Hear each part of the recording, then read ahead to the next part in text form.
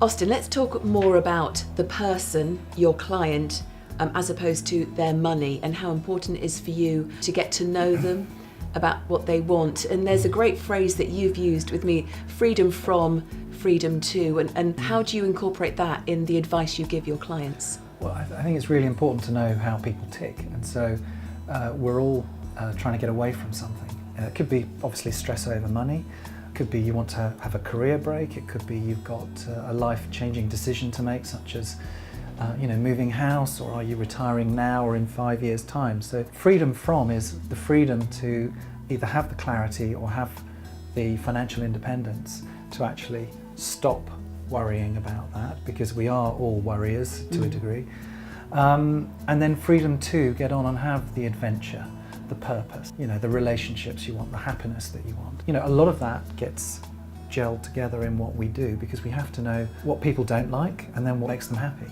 So what we try to do is get people to write down their likes and dislikes, start thinking about goals, but also to say, well, if we were sitting here in a year or maybe 3 years' time, what would have to have happened for you to be happy with your progress? Because they're not my rules for happiness, they're your rules for happiness.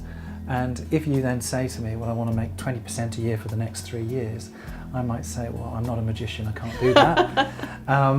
But we'll come to some compromise, and we'll also suggest that if you did want to go for that, you might be taking far more risk than you're comfortable with. And so the flip side of that is, well, do you really want to be losing that much money? And does that fit with you as an individual and you as your goals? And I think that's really important to merge those two together. And I think it's really important to note here that all these questions that you're going to be asking your clients can be done wherever they feel comfortable and safe, whether it's their home, or we quite often meet over afternoon tea, or in fact here at your beautiful offices. Wherever you feel comfortable talking, you're happy to go.